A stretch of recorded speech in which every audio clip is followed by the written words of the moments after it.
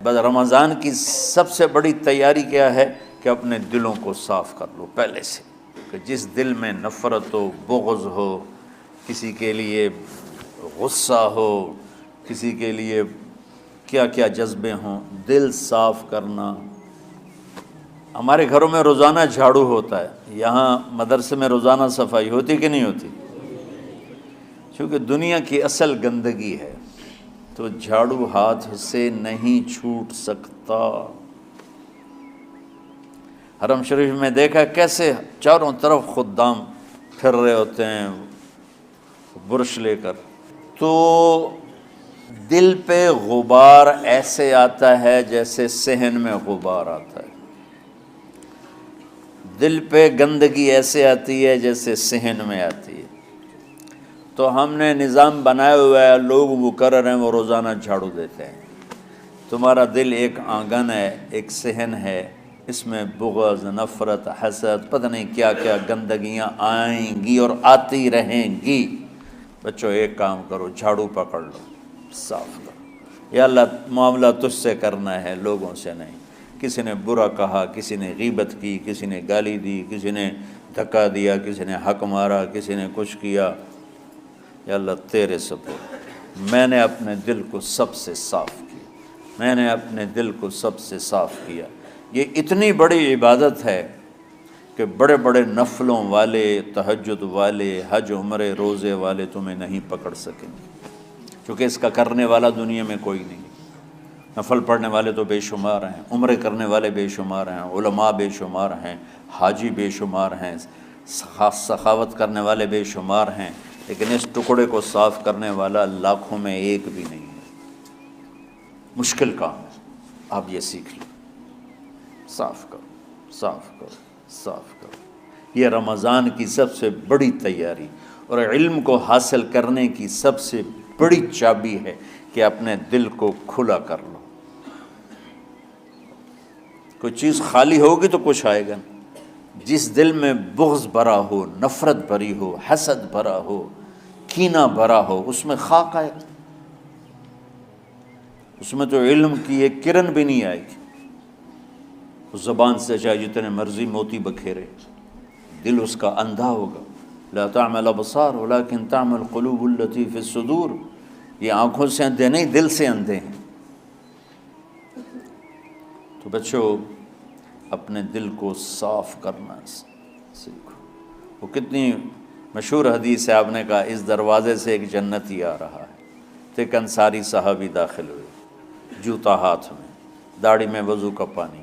اگلے دن اس دروازے سے ایک جنتی آ رہا ہے، تو ایک صحابی آئے، ہاتھ میں جوتا، داڑھی میں وضو کا پانی۔ وہی صحابی اگلے دن اس دروازے سے ایک جنتی آ رہا ہے، تو وہی صحابی 3 دن جنت کی بشارت لیے۔ اس صحابہ کی جماعت میں ایک شخص ہیں جن کا نام ہے عبداللہ بن عمرو بن عاص۔ ان سے بڑا عبادت گزار صحابہ میں کوئی نہیں تھا، نہ سابقین میں، نہ متاخرین میں، نہ پہلوں میں، نہ بعد والوں میں۔ ان کی عبادت کیا تھی؟ ساری رات جاگنا، سارے دن کا روزہ، اور ایک ختم قرآن صبح سے شام تک۔ اتنی اللہ نے طاقت دی تھی۔ پھر وہی غلوب والی بات آ گئی، ایکسٹریم ہونے والی بات آ گئی۔ ان کی شادی والی رات حجلہ عروسی میں داخل ہو رہے ہیں، دلہن کے کمرے میں داخل ہو رہے ہیں، اور مصلی بچھا کے اللہ اکبر، اور دیر نفل تے نفل، دیر نفل تے نفل۔ تو ان کی بیگم نے دیکھا تو وہ بھی خیر کا زمانہ تھا، انہوں نے بھی وضو کیا اور پیچھے مصلی بچھا کے وہ بھی فجر تک نفل پڑھتے رہے۔ صبح ہوئی تو حضرت عمرو بن عاص رضی اللہ عنہ نے پوچھا، بیٹی رات کیسی گزری؟ کہا جی ماشاءاللہ آپ کے بیٹے تو بڑے عبادت گزار ہیں، ساری رات نفلوں میں ہی گزری۔ تو وہ ان کو شکایت کر دی۔ حضرت عمرو بن عاص کو اتنا غصہ چڑھا، وہ بیٹے کو تو کچھ نہیں کہا، کتنی حکمت کی بات ہے، سیدھے گئے اللہ کے نبی کے پاس، یا رسول اللہ یہ عبداللہ دیکھیں کیسا نادان ہے، اس کی شادی کی ساری رات نفل پڑھتا رہا۔ تو آپ کہتے ہیں ماشاءاللہ ماشاءاللہ کتنی بڑی بات ہے۔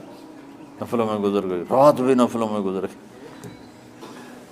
تو آپ نے حضرت عبداللہ بن عمر کو بلا کے ڈانٹا کہ تو نے مہینے میں 3 دن روزے رکھنے ہیں، بس اس سے زیادہ نہیں رکھنے،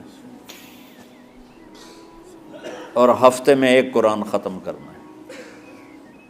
کہا یا رسول اللہ میرے اندر طاقت زیادہ ہے۔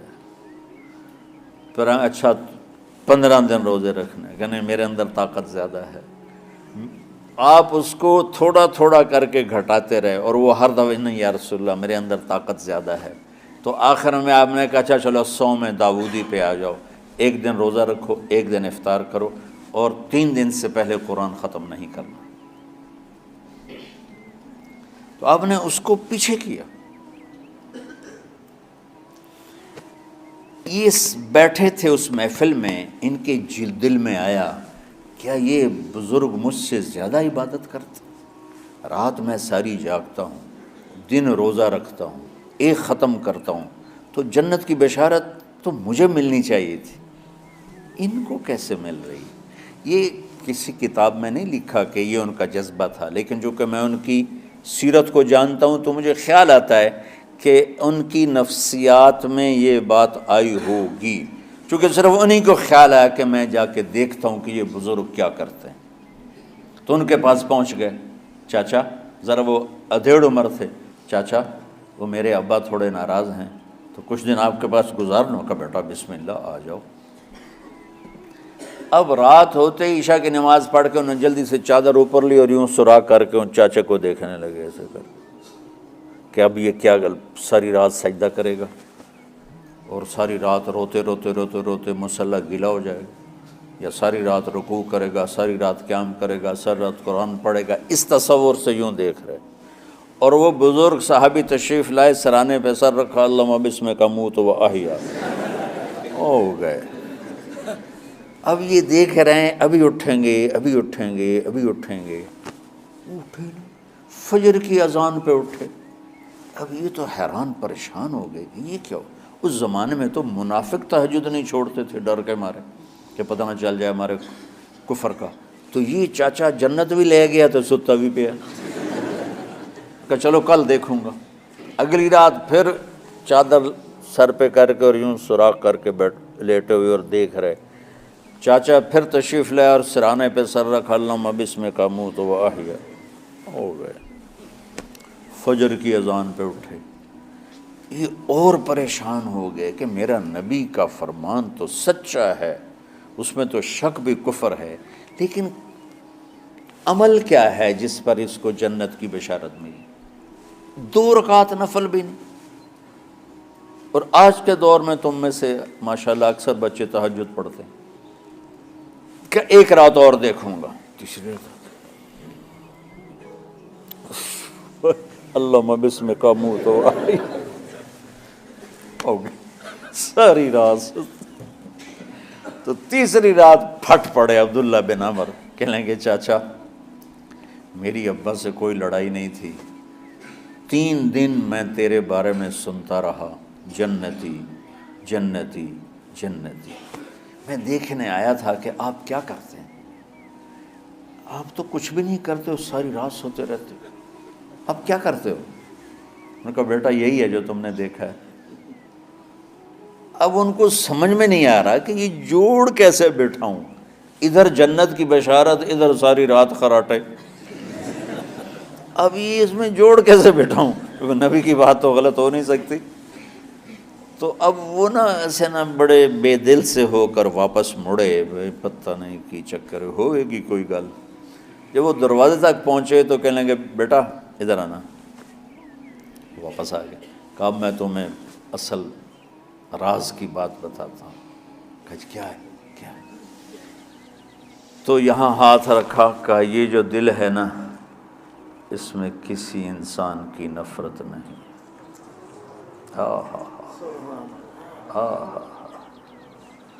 اور جب اللہ کسی کو رزق دیتا ہے، عزت دیتا ہے، مجھے کبھی حسد نہیں ہوا، مجھے خوشی ہوتی۔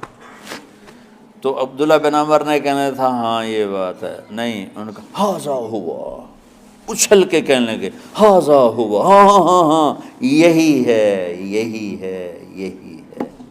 پھر کہنے کہ چاچا پر یہ میرے بس کا نہیں ہے، کون کرے گا یہ؟ اتنے بڑے آدمی ہو کر کہہ رہے ہیں کہ یہ میرے بس کا نہیں۔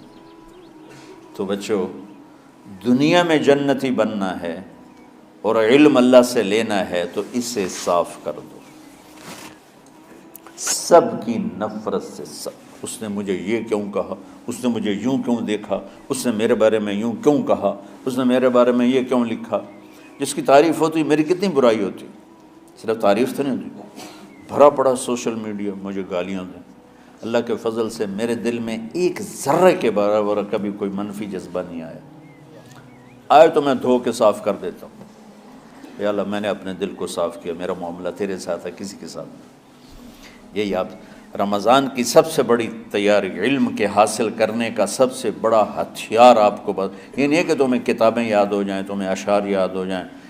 تو ساری امت سے کہتا ہوں رمضان کا استقبال کرو، دلوں کو صاف کر کے، نفرتوں کو مٹا کے، مذہبی نفرت، دنیاوی نفرت، رشتوں کی نفرت، بول چال کی نفرت، سیاست کی نفرت، لین دین کی نفرت، ان سب سے اپنے دل کو صاف کرو تاکہ رمضان میں اللہ نے علم اتارا، اللہ تعالیٰ آپ کو علم عطا فرمائے، اور باقی لوگ جو عام دنیا میں زندگی گزار رہے ہیں ان کے دلوں میں اللہ رمضان کا نور اتارے اور ہدایت کا نور اتارے۔ یہ سب سے بڑی تیاری ہے اس کی۔ اور کسی سے گلہ ہے، غصہ ہے، ناراضگی ہے، کسی سے بولتے نہیں ہو، ابھی سے شعبان آ چکا ہے، آپ شعبان سے رمضان کی تیاری شروع فرما دیتے تھے، تو اس کی تیاری کیا ہے؟ وہ دلوں کو صاف کرو، معاف کرو، معافی مانگو، تمہارا قصور نہیں پھر بھی معافی مانگ لو، دلوں کو صاف کرو، اور اللہ سے سخاوت مانگو کہ اللہ کو سخی بھی پسند ہے اور صاف دل والا بھی پسند ہے۔